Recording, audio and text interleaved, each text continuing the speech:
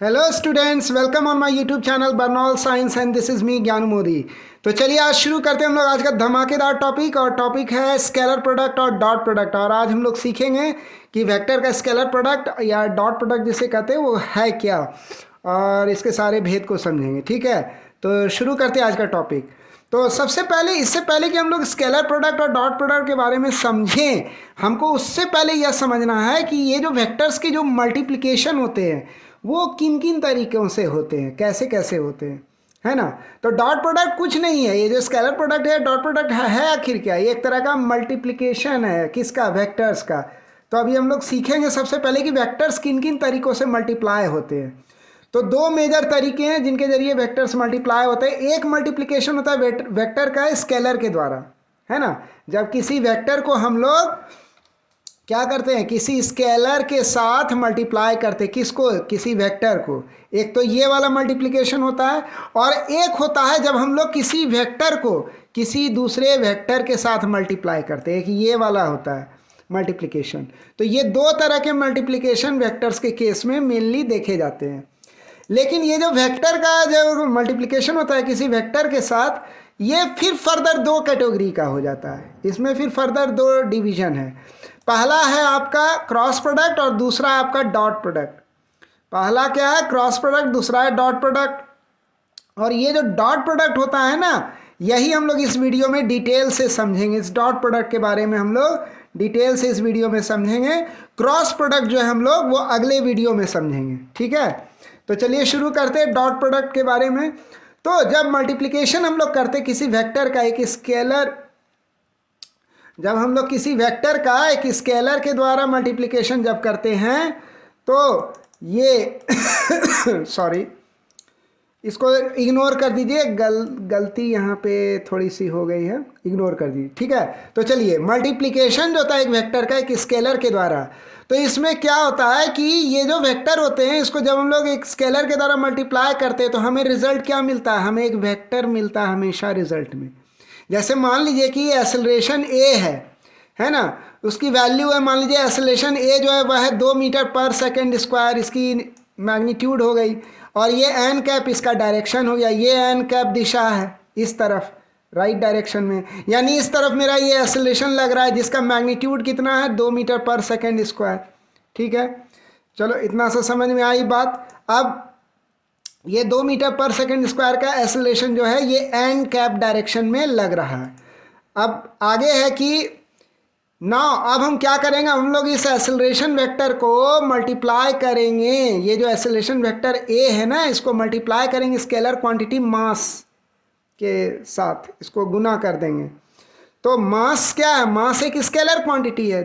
मान लीजिए 2 kg का मास है, इसको एक्सेलरेशन के साथ मल्टीप्लाई करते हैं, ये 2 मीटर पर सेकेंड स्क्वायर का जो एक्सेलरेशन है, तो ये क्या देगा हमको? ये हमको देगा एक वेक्टर क्वांटिटी। ये हमको क्या देगा? एक वेक्टर क्वांटिटी देगा। यानी कि जब हम लोग किसी स्केलर को, ये मास क्या हो गया? एक स्केलर क्वांटिटी हो गया, ये एक्सेलरेशन क्या हो गया? एक वेक्टर क्वांटिटी हो गया। देखिए ये स्केलर है, तो एक स्केलर को जब आप किसी वेक्टर के साथ मल्टीप्लाई करते हैं ना, तो उसका रिजल्ट हमेशा क्या मिलता है? हमेशा एक वेक्टर मिलता है इसका रिजल्ट। क्लियर हो गई बात? समझ में आ गई? ठीक है, तो फोर्स क्या है?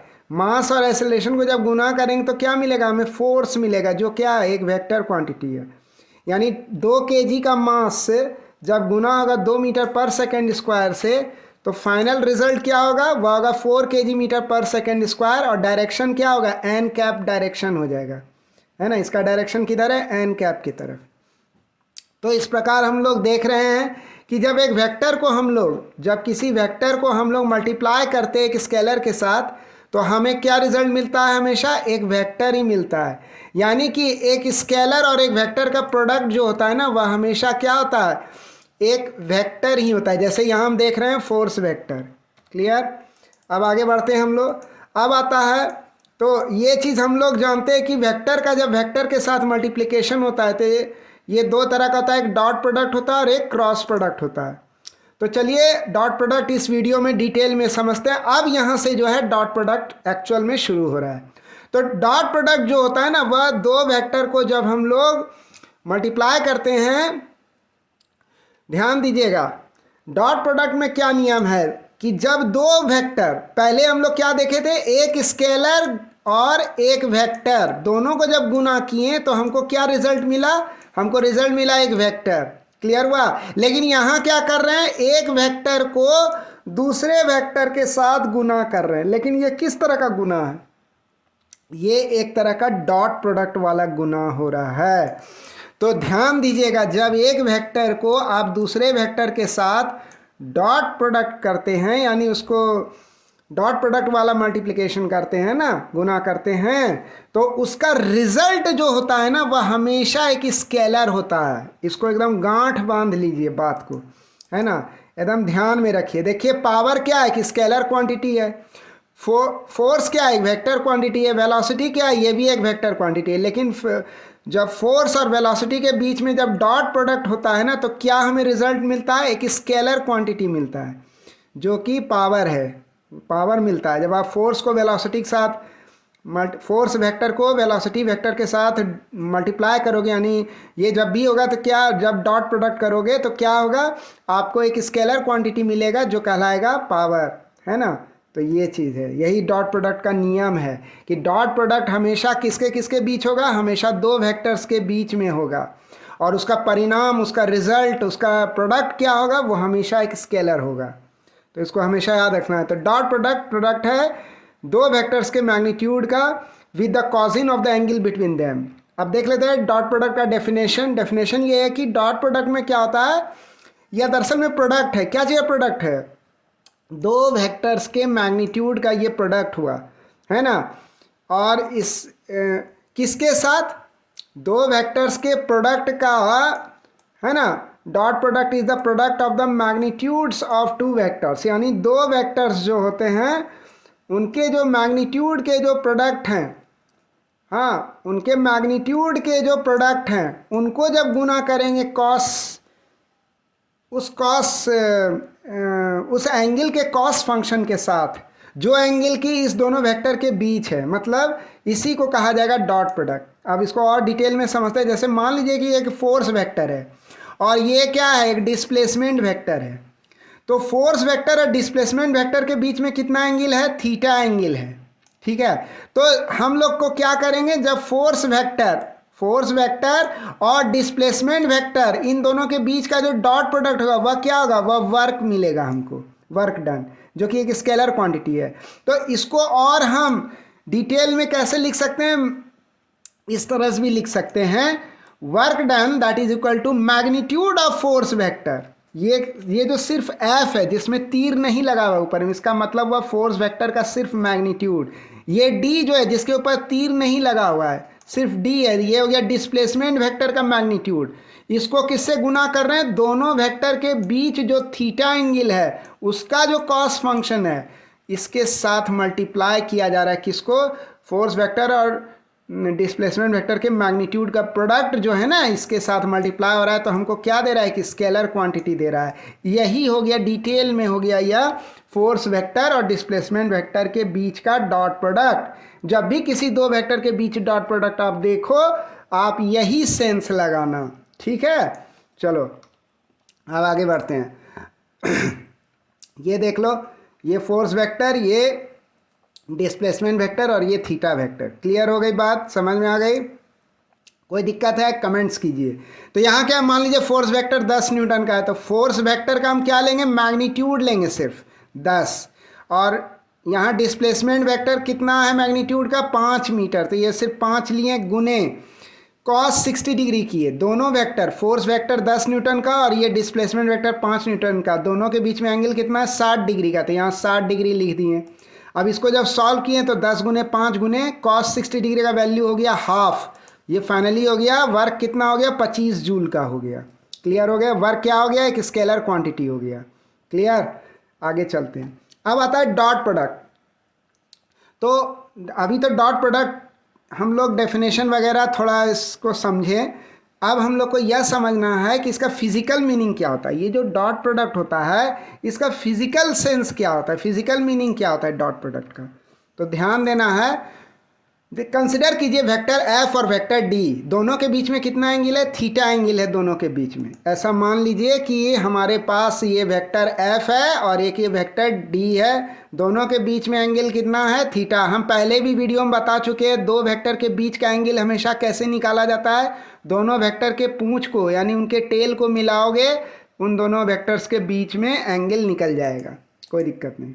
तो डॉट प्रोडक्ट जो होता है ना, ये क्या हो गया, इसलिए हम कह सकते हैं वर्क बराबर force vector dot D vector. Force vector और डिस्प्लेसमेंट वेक्टर के बीच जो डॉट प्रोडक्ट होगा उसका रिजल्ट क्या मिलेगा, एक स्केलर क्वांटिटी यानी वर्क मिलेगा।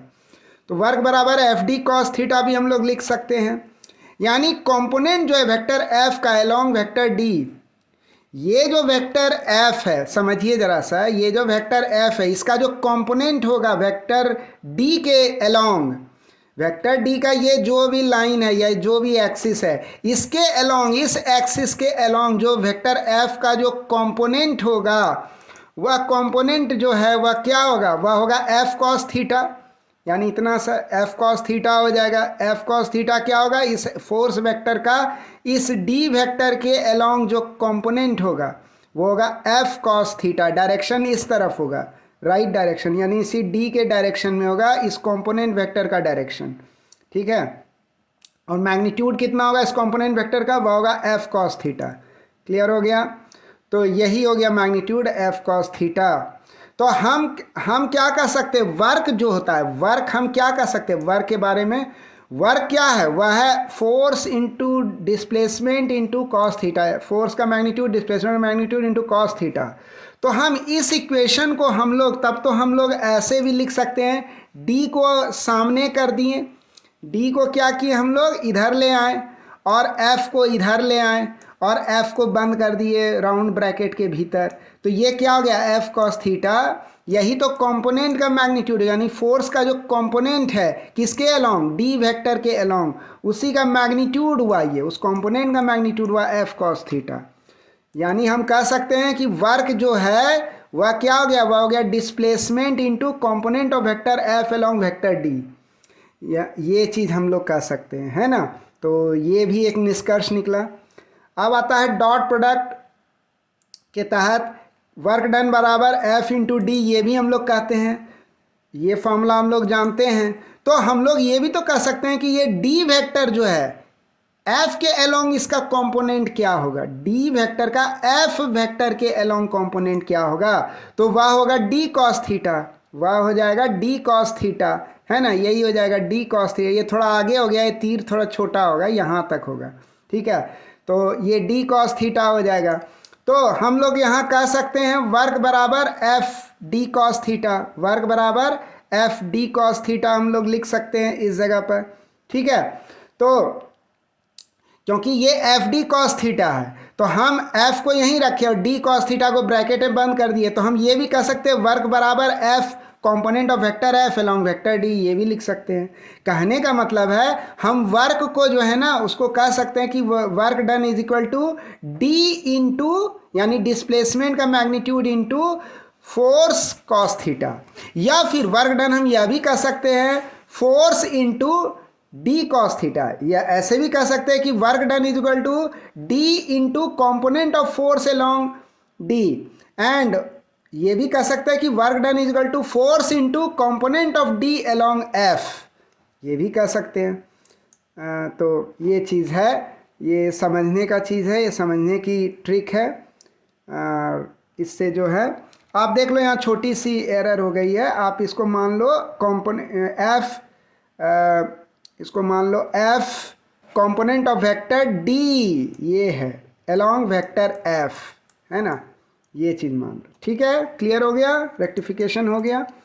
अब आगे बढ़ते हैं। अब आता है प्रॉपर्टीज ऑफ डॉट प्रोडक्ट। अब आता है डॉट प्रोडक्ट का क्या प्रॉपर्टी है। तो डॉट प्रोडक्ट क्या ओबे करता है, या ओबे करता है कम्यूटेटिव लॉ। क्या ओबे करता है डॉट प्रोडक्ट, कम्यूटेटिव लॉ। अब हम लोग डॉट प्रोडक्ट के कुछ प्रॉपर्टीज़ को पढ़ेंगे। पहला प्रॉपर्टी कम्यूटेटिव लॉ को फॉलो करता है, मतलब force dot displacement that is equal to force vector और डिस्प्लेसमेंट वेक्टर के बीच में डॉट प्रोडक्ट क्या होगा, वह होगा डिस्प्लेसमेंट वेक्टर और मतलब एफ डॉट डी जो है किसके बराबर होगा, D vector dot F vector के, है ना, समझ में आई बात।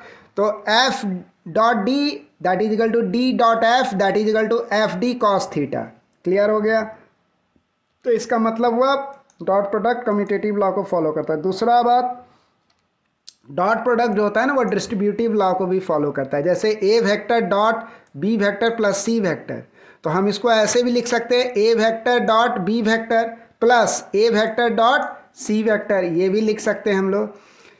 और देखिए अगले वीडियो में हम लोग न्यूमेरिकल्स पे डिस्कस करेंगे डॉट प्रोडक्ट का, उसके लिए घबराना नहीं है, डिटेल में न्यूमेरिकल्स हम लोग डील करेंगे, सिर्फ थ्योरी चलेगा, अगला वीडियो में न्यूमेरिकल्स चलेगा डॉट प्रोडक्ट का।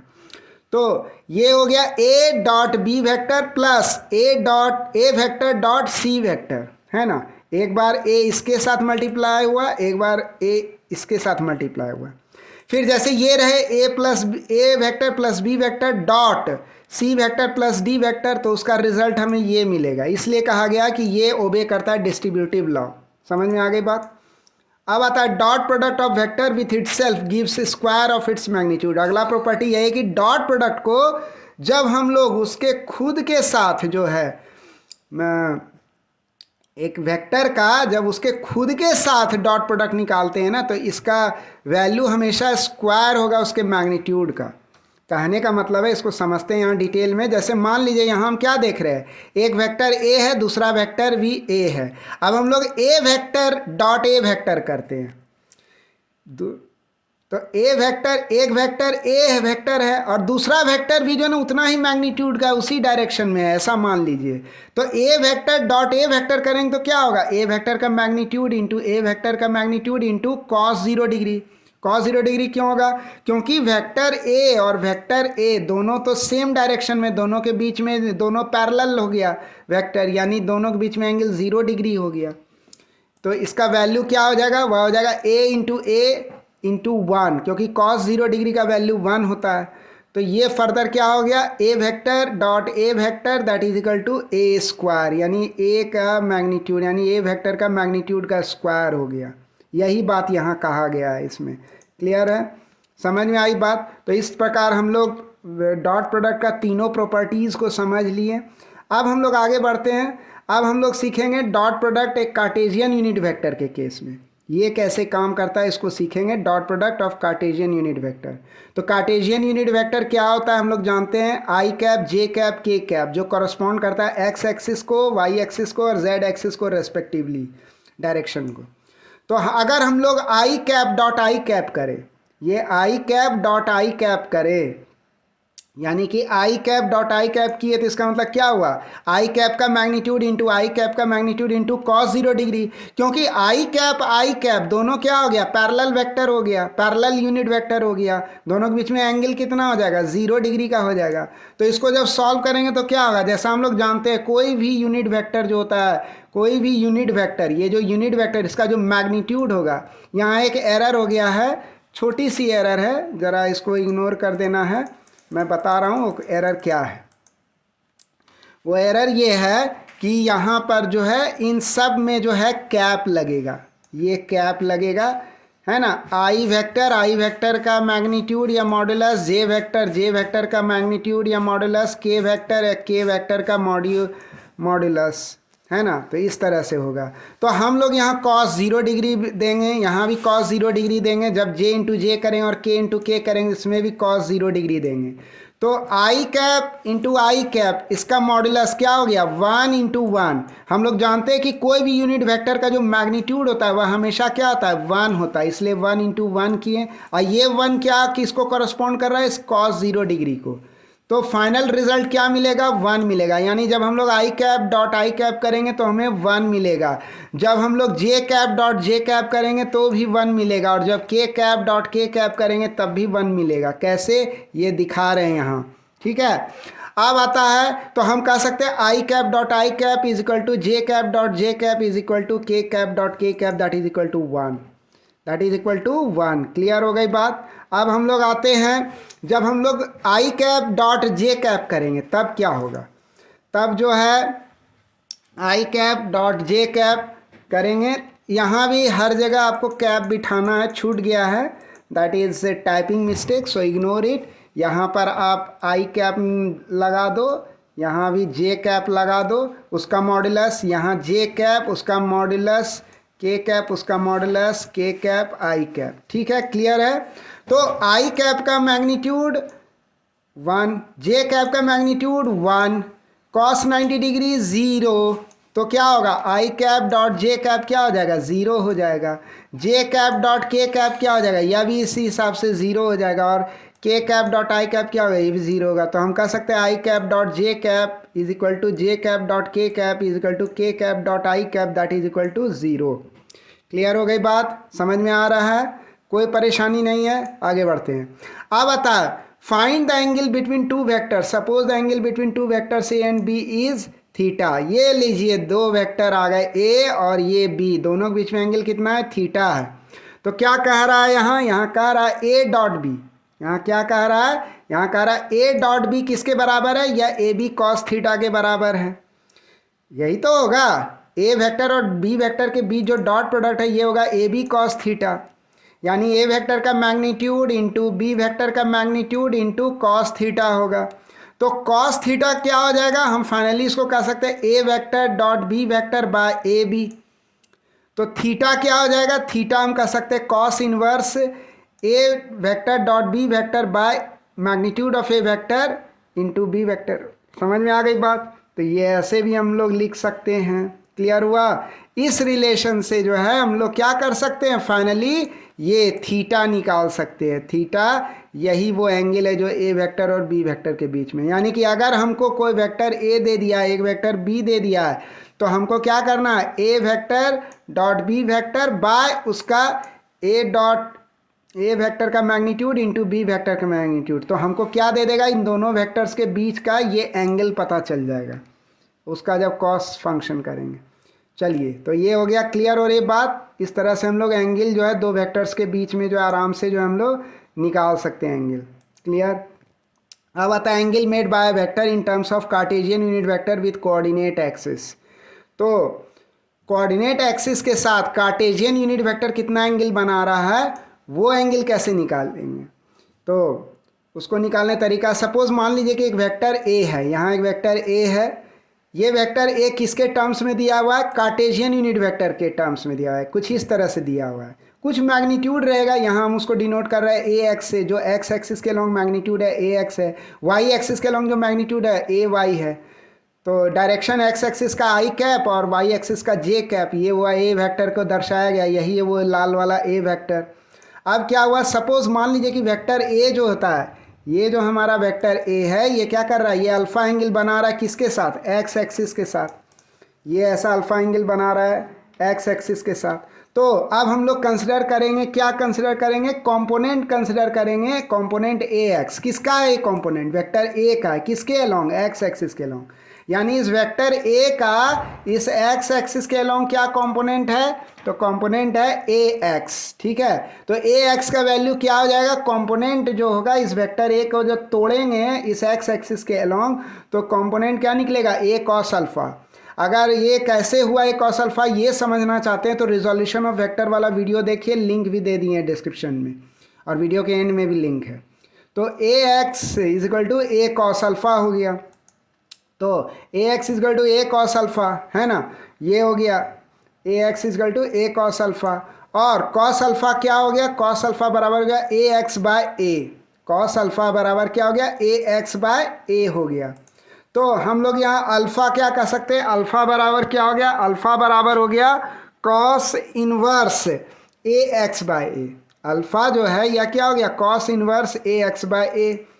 तो इस तरह से क्या हुआ, हम लोग ये थीटा जो ये अल्फा जो है ना, यानी कह सकते हैं कि वेक्टर ए जो है इस एक्स एक्सिस के साथ कितना एंगल बना रहा है, तो बना रहा है cos inverse A X by A angle बना रहा है। क्लियर, वही अल्फा एंगल। अब आता है सपोज मान लीजिए वेक्टर ए जो होता है वह बीटा एंगल बना रहा है वाई एक्सिस के साथ। ये वेक्टर ए इस वाई एक्सिस के साथ बीटा एंगल बना रहा है, अब हमको बीटा एंगल निकालना है। तो हम ये इसके लिए क्या कंसिडर करेंगे कि ए वेक्टर का जो कंपोनेंट है किसके अलोंग, वाई एक्सिस के अलोंग, वह क्या है, ए वाई है, इसको कंसिडर करेंगे। तो यही है वो ए वाई वेक्टर जो कि कंपोनेंट है किसका, ए वेक्टर का। इसका मैग्नीट्यूड क्या होगा, इस कंपोनेंट का, ए वाई कॉम्पोनेंट का मैग्नीट्यूड क्या होगा, वह होगा A Y is equal to A cos beta, है ना। इस ए वेक्टर का इसके अलोंग जो कंपोनेंट होगा वह क्या होगा, वह होगा ए कॉस बीटा। देखिए ये एंगल जिस एक्सिस के साथ बनता है उस एक्सिस के अलावा डायरेक्शन निकालना है तो वो कॉस फंक्शन से वो डायरेक्शन डिफाइन होगा। क्लियर। इस डायरेक्शन के अलावा अगर मैग्नीट्यूड निकालना है तो वो कॉस फंक्शन से वो मैग्नीट्यूड डिफाइन होगा। ठीक है, तो यहाँ ए कॉस बीटा लग गया। अब कॉस बीटा क्या हो गया, वह हो गया ए वाई बाई ए, यानी बीटा क्या हो गया, वह हो गया cos inverse A Y by A. इसको हम लोग निकाल लिए, यही बीटा एंगल हो गया, है ना। तो ऐसे निकाल सकते हैं हम लोग एंगल किसी वेक्टर का कोऑर्डिनेट सिस्टम का कोई भी एक्सिस के साथ। तो इस प्रकार अब आगे बढ़ते हैं। अब कहा गया है कि दो वेक्टर ए और बी कंसिडर करते हैं जिसमें कि दोनों के बीच में एंगल कितना है, थीटा है। तो अब इसमें कहा गया कि मैग्नीट्यूड जो होता है कंपोनेंट ऑफ वेक्टर ए का अलोंग वेक्टर बी वह क्या है, वह ए कॉस थीटा है। मैग्नीट्यूड जो होता है कंपोनेंट ऑफ वेक्टर ए का अलोंग वेक्टर बी वह क्या है, ए कॉस थीटा है। ठीक है, तो ये इक्वेशन 1 हो गया। तो वेक्टर ए का जो मैग्नीट्यूड होगा इस बी वेक्टर के अलोंग वह क्या होगा, ए कॉस थीटा, क्योंकि ये ए वेक्टर इस बी वेक्टर के साथ थीटा एंगल बना रहा है। तो बी वेक्टर के अलोंग जो कंपोनेंट निकलेगा ए का वह जो है कॉस फंक्शन के द्वारा डिफाइन होगा, मैग्नीट्यूड जो निकलेगा। तो ये ए कॉस थीटा क्या हो गया, ये सिर्फ मैग्नीट्यूड हुआ।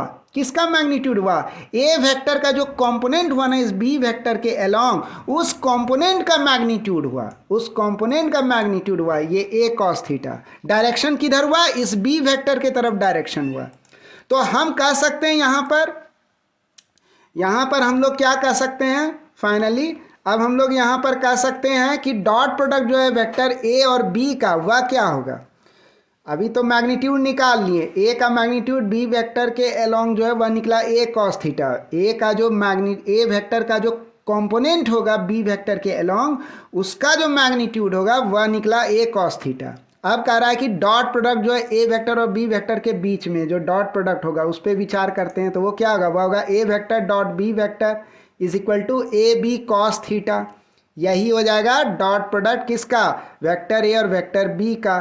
तो ये पूरा इक्वेशन बन गया वेक्टर ए और वेक्टर बी के डॉट प्रोडक्ट का। अब इसको आगे जब बढ़ाएं कैलकुलेशन को तो हम कह सकते हैं कॉस थीटा क्या हो जाएगा, ये कॉस थीटा क्या हो जाएगा, ये कॉस थीटा हो जाएगा ए वेक्टर डॉट बी वेक्टर। और ये ए बी जो है इस प्रोडक्ट ए बी को इधर लेके जाएंगे तो कहाँ चला जाएगा, ये डिनोमिनेटर में चला जाएगा। ये डिनोमिनेटर में आ गया ए बी, ऊपर न्यूमरेटर में क्या रह गया, A vector dot B vector.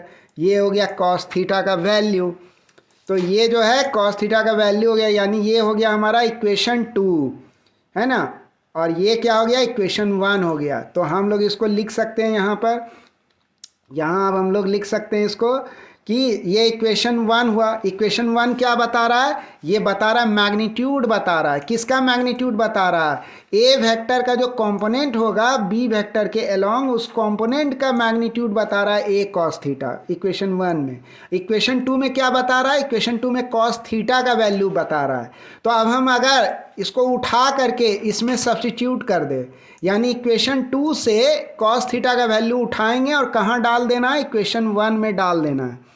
तो वो क्या होगा, वो कुछ इक्वेशन इस तरह का दिखेगा। अब अगर हम इस कॉस थीटा को हटा दें, इक्वेशन 1 में जो ये ए कॉस थीटा है इसका कॉस थीटा को हटा के कॉस थीटा का जो वैल्यू है ये इतना सा जो पार्ट है, इतना सा जो वैल्यू है उठा करके हम कहाँ डाल दें, इक्वेशन 1 में। तो हमको क्या रिजल्ट मिलेगा, हमको ये रिजल्ट मिलेगा। ये देखो, ये इसको हटा के कॉस थीटा की जगह पे A vector dot B vector by A B कर दिए। तो जब हम लोग ये कर देंगे तो इसके बाद अब हम लोग कह सकते हैं ना ए और ए क्या आ जाएगा, ये कट जाएगा, कट गया, ख़त्म हो गया। अब क्या बच गया, ए वेक्टर, ये लिखे डॉट, ये डॉट रह जाएगा, और B vector by B, B vector by B. तो हम इसको ऐसे भी तो लिख सकते हैं A vector dot B cap.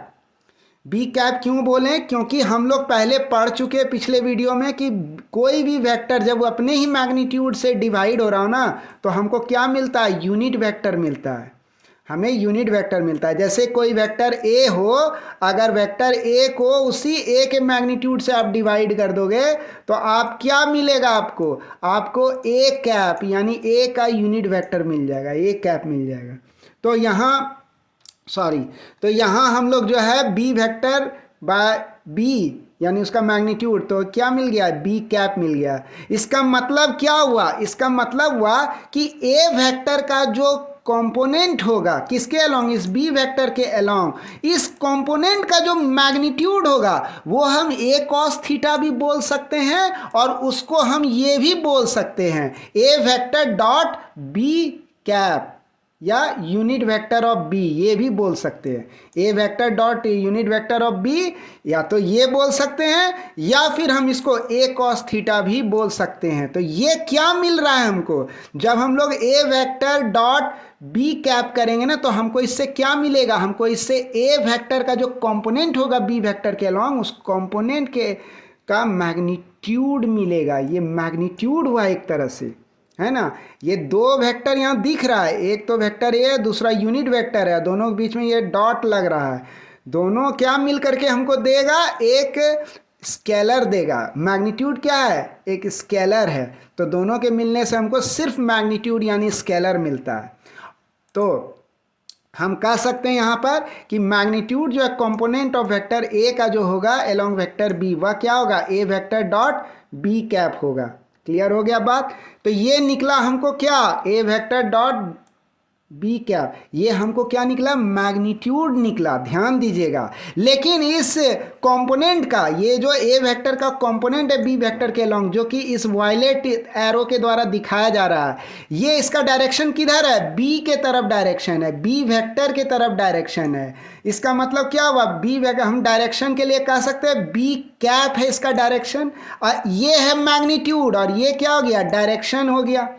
ये मैग्नीट्यूड हुआ, किसका मैग्नीट्यूड, ए वेक्टर का बी वेक्टर के अलोंग जो मैग्नीट्यूड हुआ वह हुआ ए वेक्टर डॉट बी कैप, और इस वेक्टर का डायरेक्शन किधर हो गया, वो बी कैप के तरफ हुआ, यानी बी वेक्टर के तरफ हुआ, बी कैप का यही मतलब हुआ।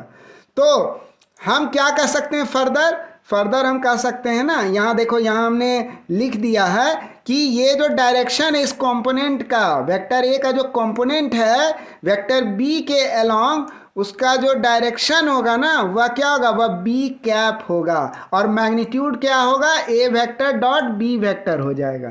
तो हम फाइनली कह सकते हैं ना इस बात को, फाइनली हम लोग क्या कर सकते हैं कि ये जो वेक्टर कंपोनेंट है वेक्टर ए का जो वेक्टर कंपोनेंट है अलोंग वेक्टर बी, वह क्या होगा, वह होगा पूरा, अगर हम कहें वेक्टर कंपोनेंट, अगर बोले हम यहाँ मैग्नीट्यूड नहीं बोल रहे हैं बल्कि वेक्टर कंपोनेंट बोल रहे हैं वेक्टर ए का अलोंग वेक्टर बी, तो इसमें हमको मैग्नीट्यूड भी लिखना होगा और साथ ही साथ दिशा भी लिखना होगा। यानी इस ए का जो मैग्नीट्यूड है, एक तो ये भी हो गया ए कॉस थीटा, ये भी मैग्नीट्यूड हुआ, है ना। ए कॉस थीटा बोले, ए कॉस थीटा ये हो गया मैग्नीट्यूड ए वेक्टर के कंपोनेंट का बी वेक्टर के लॉन्ग, ये मैग्नीट्यूड हुआ। डायरेक्शन क्या हो गया, बी कैप हो गया। या तो हम ये भी लिख सकते हैं पूरा कंपोनेंट वेक्टर, यानी ए वेक्टर का जो कंपोनेंट वेक्टर हुआ उसका मैग्नीट्यूड इतना हुआ, डायरेक्शन इतना हुआ। एक और तरीका से लिख सकते हैं, ए वेक्टर का जो कंपोनेंट वेक्टर है बी वेक्टर के अलोंग, उसको हम ऐसे भी लिख सकते हैं, ये हो गया मैग्नीट्यूड ए वेक्टर का जो कंपोनेंट हुआ बी वेक्टर के अलोंग, उसका मैग्नीट्यूड हो गया ये, और डायरेक्शन हो गया इस कंपोनेंट का बी वेक्टर के अलोंग, तो ये बी कैप डाल दिए। ये भी तरीका है लिखने का, ए वेक्टर का जो भी मैग्नीट्यूड वेक्टर, जो भी कंपोनेंट वेक्टर होगा बी वेक्टर के अलोंग, उसको लिखने का एक तरीका ये है और एक तरीका ये भी है। क्लियर हो गई बात, समझ में आया। तो ये कैसा लगा आपको ये वीडियो, अगर आपको ये वीडियो अच्छा लगा, अगर ये इन्फॉर्मेशन बढ़िया लगा आपको, तो आप प्लीज़ हमारे YouTube चैनल बर्नॉल्ड साइंस को लाइक कीजिए, सब्सक्राइब कीजिए, बेल आइकन को प्रेस कीजिए, इस प्यारे से YouTube चैनल को ज़्यादा से ज़्यादा लोगों के साथ शेयर कीजिए, and please drop your comments, है ना। बेसब्री से आपके कमेंट्स का इंतज़ार रहता है, ठीक है। तो तब तक के लिए खुश रहिए, हंसते रहिए, मुस्कुराते रहिए, है ना। मिलते हैं नेक्स्ट वीडियो में। Thanks for watching the video.